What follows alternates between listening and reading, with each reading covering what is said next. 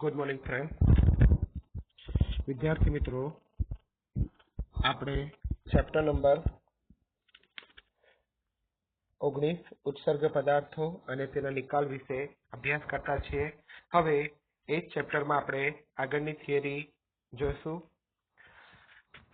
આજે આપણે જોવાના છે કે સામાન્ય રીતે આપણે એમ માનીએ છીએ કે ઉત્સર્જન એટલે નકામા પદાર્થો, નાઇટ્રોજનયુક્ત નકામા પદાર્થો અને આ સિવાયના જે આપણા શરીરની અંદર ચયાપચય ક્રિયા દરમિયાન જે નકામા દ્રવ્યો બને છે એ નકામા દ્રવ્યોને બહાર કાઢવા માટે મૂત્રપિંડ વધારે મહત્વનો ફાળો આપે છે.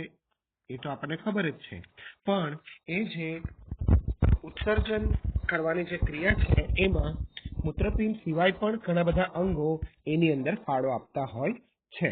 તો મૂત્રપિંડ સિવાય કયા કયા અંગો ઉત્સર્ગ પદાર્થને બહાર કાઢવામાં મદદરૂપ થાય છે, તો તેના વિશે આપણે આજે અભ્યાસ કરવાના છે.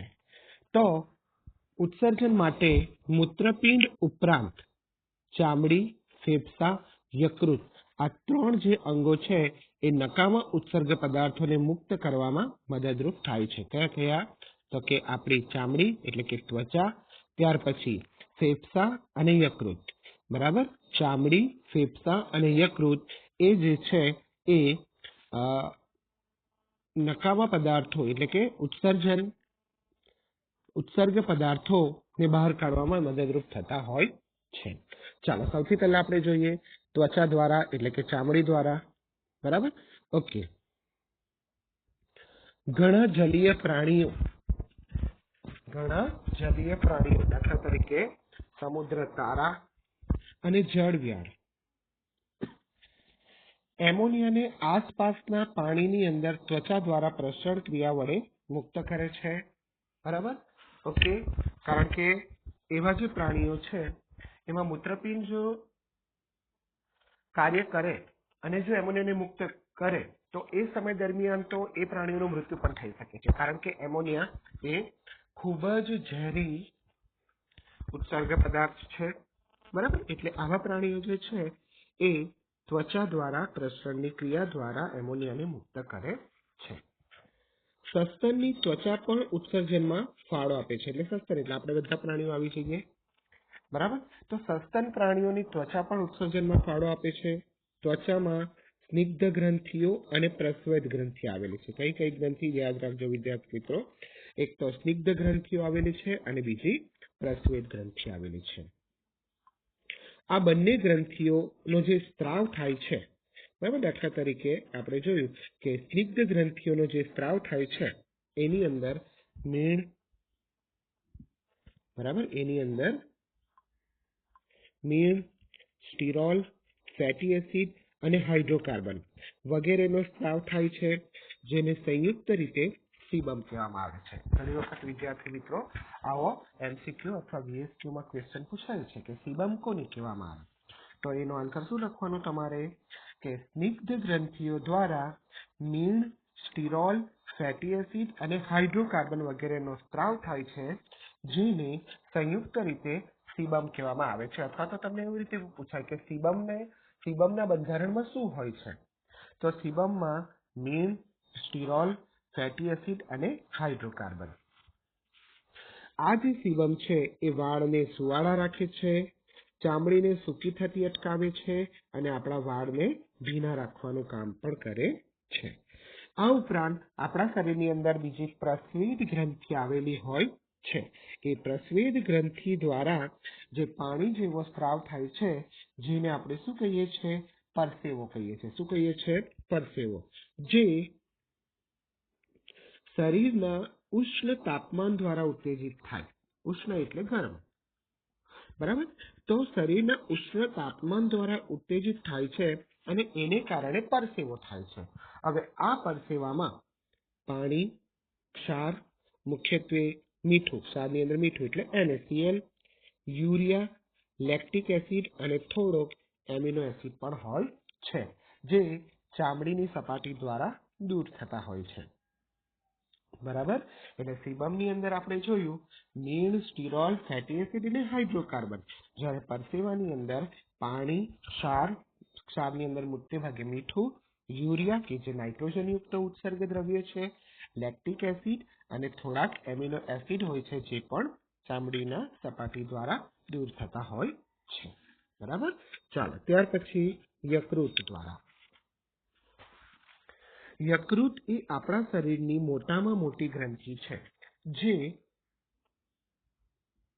બિલિરુબિન, બિલિવર્ડિન અને કોલેસ્ટેરોલ આ ઉપરાંત વિઘટિત સ્ટેરોઇડ અંતઃસ્ત્રાવો, વિટામિન અને ઔષધો ધરાવતા પિત્ત રસનો સ્ત્રાવ કરે છે. અને મોટાભાગના આ પદાર્થો પાચક કચરા જેને આપણે શું કહીએ છીએ, મળ કહીએ છીએ, એની સાથે બહાર નિકાલ પામે છે. બરાબર. એટલે ધ્યાન રાખજો, યકૃત એ શરીરની મોટામાં મોટી ગ્રંથિ છે, સહાયક પાચક ગ્રંથિ પણ છે. બરાબર. જે બિલિરુબિન, બિલિવર્ડિન, કોલેસ્ટેરોલ, વિઘટિત સ્ટેરોઇડ અંતઃસ્ત્રાવો, વિટામિન્સ અને ઔષધો ધરાવતા પિત્તરસનો સ્ત્રાવ કરે છે. તેમાંના મોટાભાગના પદાર્થો મળ દ્વારા બહાર નિકાલ પામે છે. બરાબર. ચાલો ત્યાર પછી ફેફસા દ્વારા. બરાબર. માનવ ફેફસા દ્વારા કેવી રીતે થાય છે? તો કે માનવ શ્વસન દરમિયાન CO2 અને બાષ્પ સ્વરૂપે પાણી જેવા નકામા પદાર્થો દૂર થાય છે. કારણ કે આપણને ખબર છે કે આપણે શ્વાસ પછી ઉચ્છ્વાસ કરીએ છીએ અને ઉચ્છ્વાસ દરમિયાન આપણે કાર્બન ડાયોક્સાઇડ અને કેટલુંક પાણી પર બહાર ત્યાગ કરીએ છીએ. તો માનવ શ્વસન દરમિયાન CO2 અને બાષ્પ સ્વરૂપે પાણી જેવા નકામા પદાર્થો ઉત્પન્ન થાય છે જે ફેફસા દ્વારા દૂર થતા હોય છે. દર કલાકે આશરે 18 લીટર જેટલું CO2. બરાબર. ધ્યાન રાખજો, દર 1 કલાકે 18 લીટર જેટલો CO2 અને દિવસનું 400 ml જેટલું પાણી ફેફસા દ્વારા દૂર થતું હોય છે. દર કલાકે કેટલું થતું હોય છે? 18 લીટર CO2 અને એક દિવસનું 400 ml પાણી ફેફસા દ્વારા દૂર થતું હોય છે. બરાબર. એટલે CO2 નો નિકાલ કરવા માટે ફેફસા ખૂબ જ મહત્વની કામગીરી કરે છે. ચાલો, જલીય પ્રાણીઓમાં ઝાલરો દ્વારા CO2 દૂર થાય છે. બરાબર. ઓકે. હવે લાળ એટલે સલાઈવા દ્વારા. લાળ દ્વારા ઔષધો, ભારે ધાતુઓ અને થોડીક માત્રામાં નાઇટ્રોજન યુક્ત ઉત્સર્ગ પદાર્થોને દૂર કરવાનું કામ પણ લાળ કરે છે. બરાબર. તો ફેફસા, ઝાલર અને લાળ એ પણ ઉત્સર્ગ પદાર્થના નિકાલ માટે મહત્વની ભૂમિકા ધરાવે છે. તો આમ આપણે કહીએ કે ઉત્સર્ગ પદાર્થોનો નિકાલ માટે ફેફસાની મૂત્રપિંડની સાથે સાથે ચામડી, ફેફસા અને યકૃત એ પણ નકામા ઉત્સર્ગ પદાર્થોને મુક્ત કરવા માટે મદદરૂપ થતું હોય છે. બરાબર. ત્વચામાં સામાન્ય રીતે સ્નિગ્ધ ગ્રંથિ અને પ્રસ્વેદ ગ્રંથિ આવે છે. સ્નિગ્ધ ગ્રંથિનો જે સ્ત્રાવ છે એને આપણે સીબમ કહીએ છીએ અને પ્રસ્વેદ ગ્રંથિના સ્ત્રાવને આપણે પરસેવો કહીએ છીએ. યકૃત દ્વારા કેટલાક પદાર્થો જે છે એ મળ દ્વારા બહાર જાય છે અને ફેફસા અને ઝાલર દ્વારા સામાન્ય રીતે પાણી અને CO2 નો નિકાલ થતો હોય છે અને લાળ દ્વારા ઔષધો, ભારે ધાતુઓ અને થોડીક માત્રામાં નાઇટ્રોજન યુક્ત ઉત્સર્ગ પદાર્થો દૂર થતો હોય છે. આમ આપણા શરીરની અંદર જે નકામા પદાર્થો છે તેને નિકાલ કરવા માટે મૂત્રપિંડની સાથે સાથે આ બધા અંગો પણ મુખ્ય ફાળો આપતા હોય છે.